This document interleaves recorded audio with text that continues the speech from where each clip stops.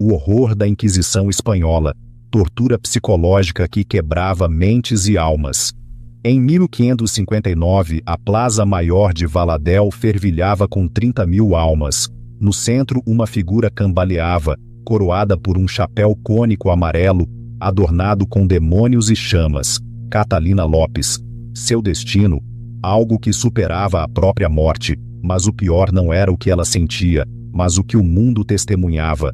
A destruição sistemática da dignidade humana, um tormento tão perverso que reis europeus baniram inquisidores espanhóis de seus territórios.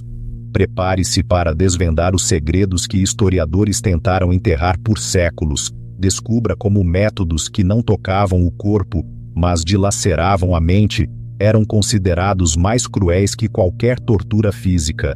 Este vídeo revelará 3 verdades chocantes que assombrarão você. 1. A tortura psicológica que desintegrava mentes sem um único toque. 2. Porque reis europeus escreveram cartas furiosas ao Papa, exigindo o fim dessas cerimônias. 3. O ritual de humilhação projetado para ser pior que a morte, pois a morte seria um alívio. Inscreva-se agora. O que você está prestes a ver é mais perturbador do que imagina. Se pensava que a tortura física era o ápice do horror da Inquisição, prepare-se. Quebrar corpos era apenas o aquecimento. Para entender o pavor que essa prática inspirava até mesmo em governantes medievais endurecidos, precisamos voltar a 1478. A recém-fundada Inquisição Espanhola proclamava sua missão: a salvação de almas, a correção misericordiosa da heresia. A tortura física, argumentavam, era um ato de amor cristão, uma chance para os hereges confessarem e salvarem suas almas antes da execução. Mas a verdade oculta é mais sombria. A Inquisição Espanhola não buscava apenas punir, ela almejava criar um espetáculo tão aterrador que a população inteira se submeteria pelo medo. Eles queriam uma tortura que ecoasse por gerações. A dor física termina com a morte, mas a morte social é eterna. Este foi o primeiro uso sistemático da vergonha como arma de tortura na história europeia. Enquanto outras cortes medievais usavam a humilhação como punição, a Inquisição Espanhola a elevou à arte, uma ciência calculada de destruição psicológica que visava não apenas o corpo, mas a identidade, a honra familiar e o status social. Eles descobriram algo arrepiante: era possível quebrar o espírito de uma pessoa a ponto de implorar pela tortura física. Era possível criar um destino pior que a morte, transformando o indivíduo em um símbolo vivo de vergonha. Os registros detalhados desses métodos, escondidos em arquivos por toda a Espanha, revelam um estudo profundo da psicologia humana, um mapeamento das relações sociais e a arma contra suas vítimas. O resultado foi tão horripilante que diplomatas europeus enviaram relatórios chocados aos seus reis, relatórios que culminariam na condenação mais severa da Europa medieval. Outras nações católicas considerando os métodos espanhóis cruéis demais. Mas a dor física era apenas o começo do pesadelo. Antes de quebrar o corpo, eles precisavam quebrar a alma. Imagine-se em uma praça pública em 1559, o ar denso com o cheiro de corpos suados e medo. 30.000 pessoas se espremem, ávidas por um vislumbre. Tambores rufam, sinos tocam, e então eles surgem, dezenas de figuras arrastando-se em um desfile de vergonha que os destruiria mais completamente do que qualquer instrumento de tortura. Bem-vindo ao auto de fé, literalmente ato de fé. Mas o que você presencia é teatro, teatro mortal, calculado, projetado para aniquilar a identidade social para sempre. O que tornava esses espetáculos tão brutalmente únicos não eram meras execuções, eram performances elaboradas que podiam durar 12 horas, com cada vítima desempenhando um papel cuidadosamente roteirizado em sua própria aniquilação social. E aqui está o que nem mesmo historiadores de horror revelam: cada detalhe era psicologicamente calculado. As vítimas não eram desfiladas aleatoriamente, Elas eram dispostas em uma hierarquia de vergonha específica, com trajes distintos, indicando diferentes níveis de pecado. A multidão não apenas assistia, ela participava de um ritual projetado para tornar a reabilitação impossível. Giovanni Soranzo, embaixador veneziano, testemunhou um auto de fé em Valadel e escreveu ao seu governo: "Já vi execuções em muitas terras, mas nunca vi crueldade disfarçada de misericórdia com tal precisão teatral. Eles não apenas matam hereges, eles os apagam da memória humana enquanto ainda respiram." A genialidade do auto de fé residia em sua permanência. A tortura física acaba, mas todos que sobreviviam a essas cerimônias carregavam uma marca para sempre. Seus filhos herdavam a vergonha, seus netos seriam conhecidos como descendentes de hereges. A Inquisição descobriu que os humanos prefeririam morrer a enfrentar o ostracismo social permanente.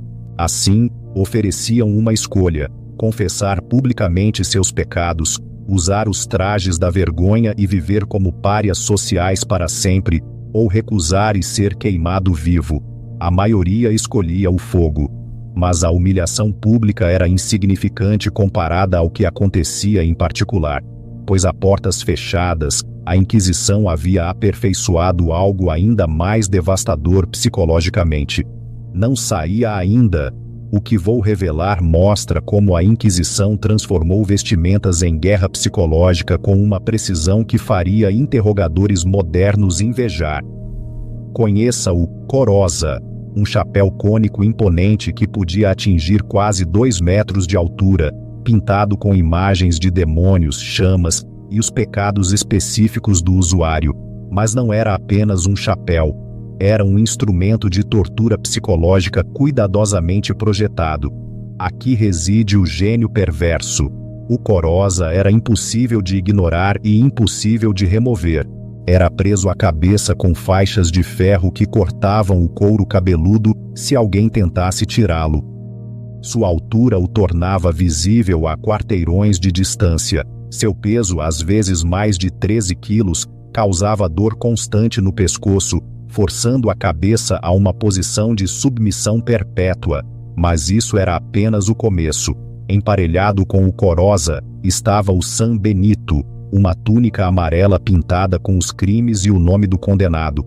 Não eram apenas vestes de vergonha, eram outdoors ambulantes, anunciando seus pecados a todos que encontrassem. Escondidos nos arquivos de Toledo, estão os próprios inventários de vestuário da Inquisição, registros detalhados de como essas roupas de tortura eram projetadas.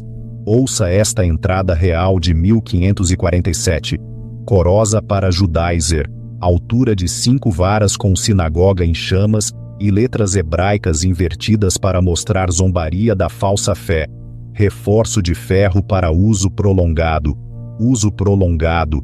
Eles planejavam que as vítimas usassem isso por anos. Mas o que faz sua pele arrepiar? Eles tinham designs diferentes para vítimas diferentes. Mulheres grávidas usavam sanbenitos, especialmente projetados para acomodar seus corpos em mudança, garantindo que a vergonha durasse até o parto. Vítimas idosas recebiam corros mais leves para não morrerem muito rápido com o peso. O impacto psicológico era calculado com precisão medieval. Você não podia comer sem que todos vissem seus crimes. Não podia dormir sem que o peso o lembrasse de sua vergonha. Não podia andar na rua sem que crianças apontassem e adultos fizessem o sinal da cruz. Vítimas que sobreviveram descreveram uma espécie de morte em vida, ainda respirando, mas apagadas da sociedade normal. Alguns imploravam aos guardas para serem executados. Uma tortura era tão brutal psicologicamente que fazia homens adultos implorar pelo cavalete.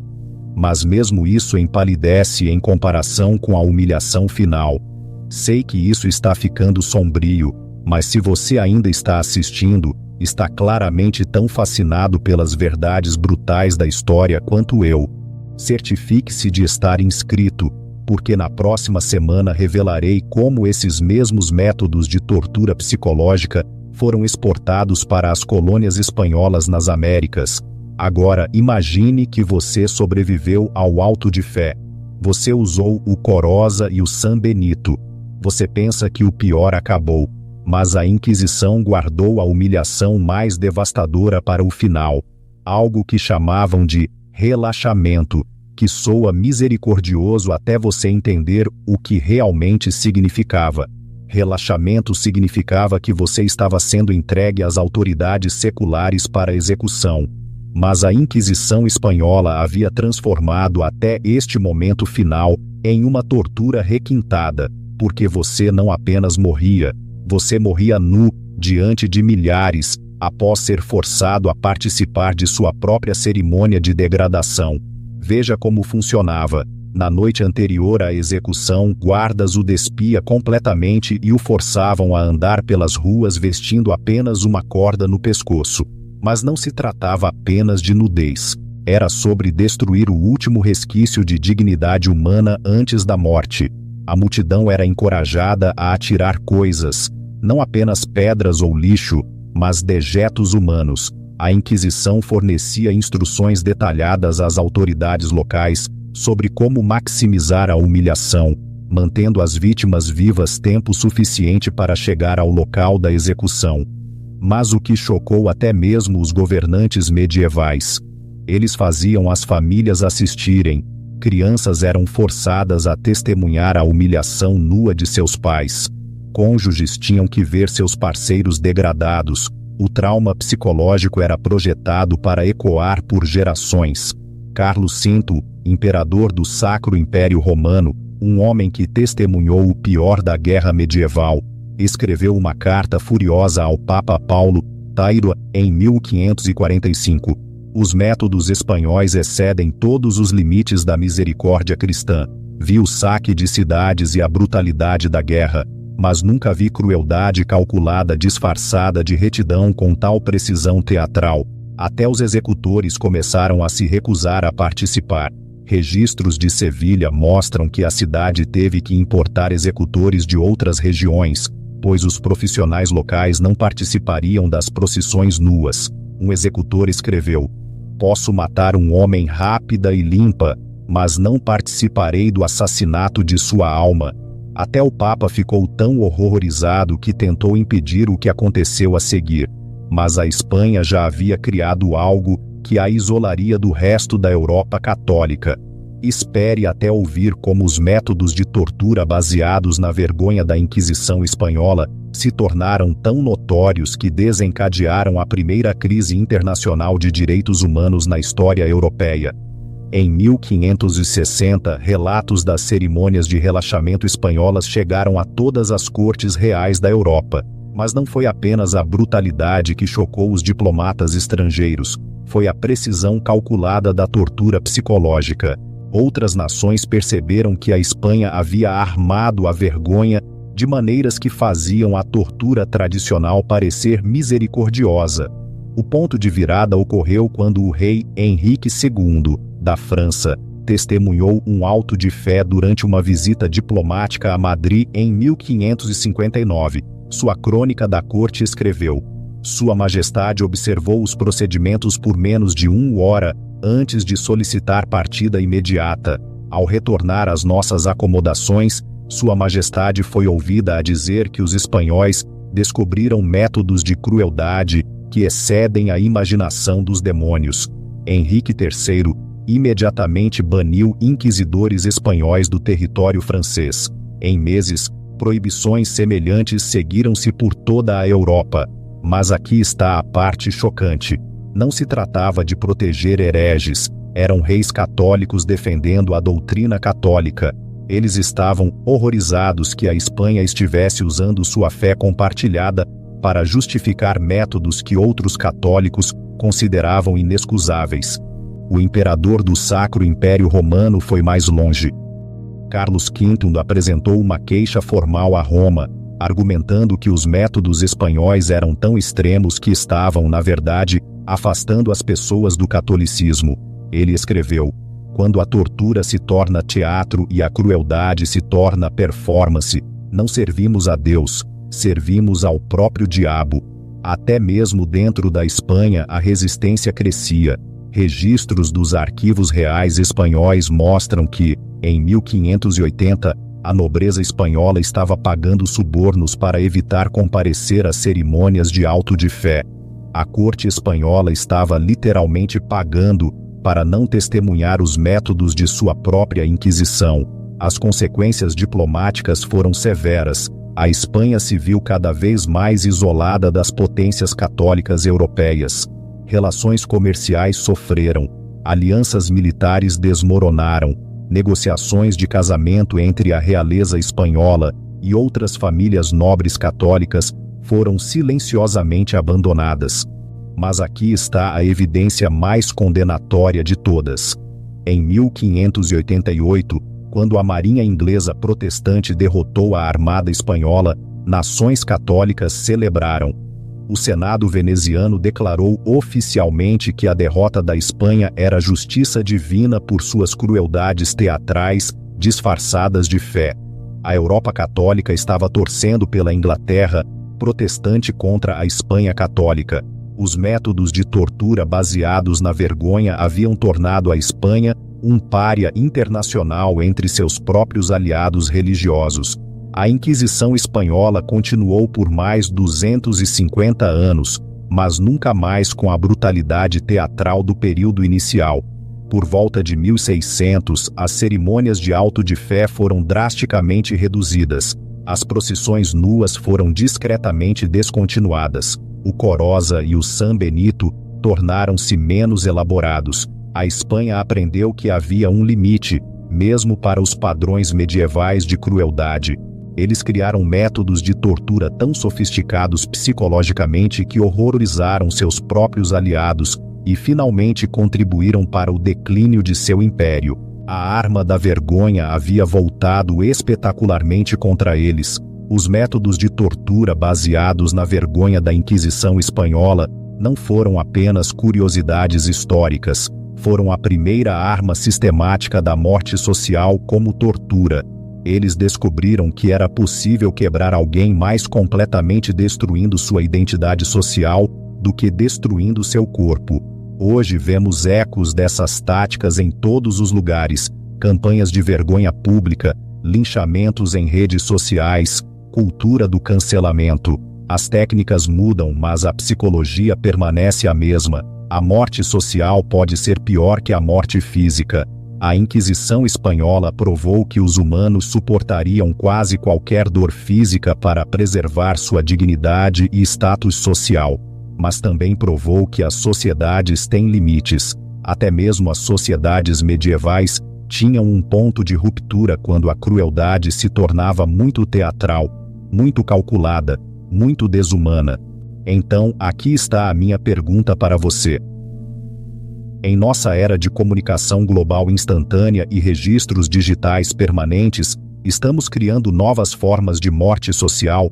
O que é pior, a tortura física que termina, ou a humilhação social que o persegue para sempre? Deixe suas opiniões nos comentários.